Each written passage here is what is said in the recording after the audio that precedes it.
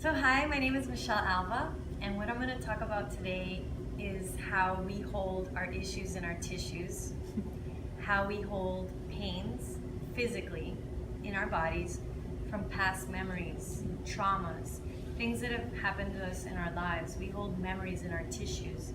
I've been working with people for the past 21 years, and as a physical therapist, they did not talk to us about how we can have cysts, fibroids, low back pain, that it could be caused by emotions of shame or guilt, or it could have been the most slightest little thing that happened. But over time, when we have a belief about something, for example, if we have shame about our vaginas, or if we're having sex and we're not married and we were raised with a certain religion, there's this mindset that we have about what sexuality means. So if I'm not free and open and accepting, I'm hanging over myself with a gray cloud.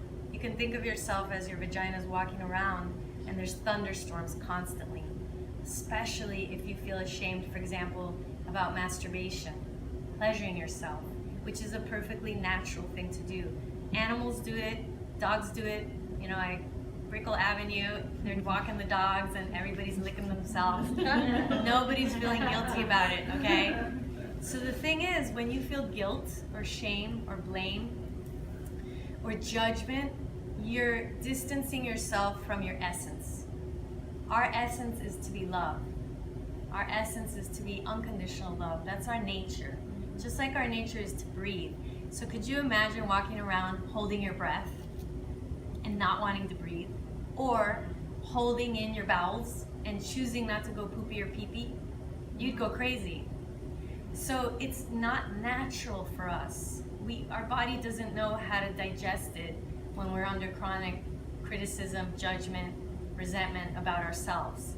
And that's just to exist. So let's just say you don't like your thighs, or let's just say that you slept with someone and you regret it. You're walking around with this constant stressor. And your body's not designed to function like that. It's just like when we eat high fructose corn syrup. Your body's like, what are you doing to me? This is not a mango. This is not kale and broccoli and something easy that I could digest. So your body doesn't know what to do with it. And it goes into a stressful mode. And we start to get chronic stress. So your body having pain is actually a blessing. It's an opportunity to come back to your essence, to come back to your nature, which is love, which is to be present. It's not to hold emotions in our body for many years. That's why your body has pain. So that's the first thing that I want to say is, if you have chronic pain, be grateful, because your body's simply trying to bring you back to balance. So what we tend to do in the traditional healthcare model is get rid of it, take it out. We don't say what is the wisdom that this pain is helping me to discover about myself. So for example, every month if you get cramps, if you get menstrual pain, cramping pain, that's an opportunity for you to learn how to process emotions, because we hold the emotional chakra is your uterine chakra, your sacral chakra. So that's just a sign that there's some unprocessed things that they want to move. So the body's like, let us out of here. And the pain is for that reason. So what I'm going to do today is share with you a little bit about understanding how to help ourselves move more the energy in our pelvis, and how we can use the physical body to help move the emotional, energetic body, because our emotions are energy in motion, and we hold them in our fascia. This is what they're telling us. The latest science is that the fascial system, there's this shiny sheath that covers all the muscles. So when we use our diaphragmatic breathing, and we create sound toning, those are ways for us to actually release pain, process pain. And what we've learned in the pain science research is that pain has a lot to do with our memory and our perception about pain. So for example, if everybody in your house had pain, then we're gonna have more pain. And if your mom was really strong and a hammer could fall on her foot and she just dealt with it really well, we learn how to deal with pain from our past, our memories. It's really fascinating. So basically pain is all in our head. It's all our belief about what it is. And we can learn about it in a sense of what wisdom can I learn from it? What is it teaching me? And then realizing that we're ultimately the creators of the pain. People don't want to hear that, but it's very true. So some of us are very addicted to being suffering. Some of us have to be suffering. Maybe we were raised in an environment where there's a lot of suffering, so we think that's normal. The concept of pleasure is something that I incorporate in my work because I myself was a healing junkie. I was really into self-development, self-help, self-growth. I was never good enough. It was coming from a place of low self-worth. So I would be working on myself more from a place of I'm missing something, I'm lacking something. It wasn't from a place of empowerment. So as I did a lot of healing things, I studied shamanism, sound healing, Psyche, mindset change work, physical therapy, yoga, Tantra, thank you.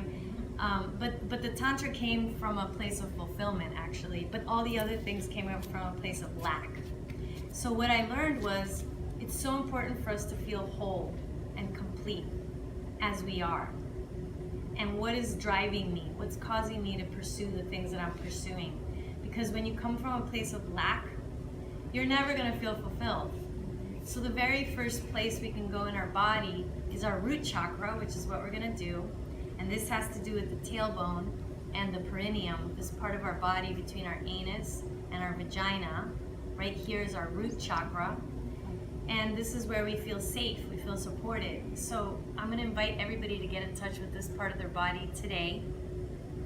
In the work that I do as a pelvic floor physical therapist and as a Tantra practitioner, it's all about expanding our base.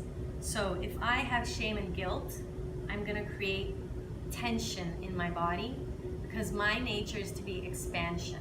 Tantra is all about expansion. Tantra is all about breathing and expanding to the most open vessel that I can be.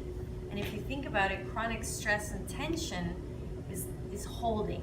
So when we have chronic stress, when we're under fear, under lack, we're tensing up in our shoulders and our jaw, our low back, our hips. So if anybody has chronic tension in your jaw, neck, shoulders, hips, and maybe tightness when you have sex or painful sex, safe to say that you're under chronic stress, which is 80% of all the reasons why people go to the doctor, they say. So when I breathe and I expand into my vagina, into my prostate for the men, you're actually creating more of an expansion. When you breathe with your diaphragm, you're creating more of an expansion of your belly, and that's going to help your uterus, your ovaries, your intestines to relax. So expansion is relaxation, and expansion is a way of balancing and harmonizing our bodies with our minds and our emotions. We were designed to be expansive, yet so many of us are living under chronic tension and stress, shrinking ourselves, lowering ourselves, closing our power center, trying to fit in, trying to get the love from others. So this is all about fulfillment. It's all about filling yourself up, and we can do that metaphorically with our breath. So when we inhale through our nose, we fill up our lungs with oxygen, with prana. In the way the ancients taught is that there's prana, there's this life force energy that is beyond the oxygen. That when you're alive, your soul is awake. When your soul leaves your body, you become rigor mortis. So there's something about breathing that animates us, that our soul is alive through our body. So the more you breathe and expand throughout your day, you're going to be more connected to what you really are. If you're walking around contracted, you're under this illusion of the ego. You become more three-dimensional, more dense. But what the research is telling us is that we're 99% made of energy. And that's where using sound. Sound is vibration. And the energy is movement. Energy is molecules moving. So when we work with sound, that's a way of working with the 99% of what you are. If I only work with you as a physical therapist massaging your body, yes, my body is energetic. Yes, I'm moving energy over your arm, but it's mostly three-dimensional, denser. So when I work with the lighter, and working with more of who you are. So if you're under chronic pain, vibration stimulates oxytocin, which stimulates endorphins, which stimulates pain release. So working with vibration, sound, whether it's you going,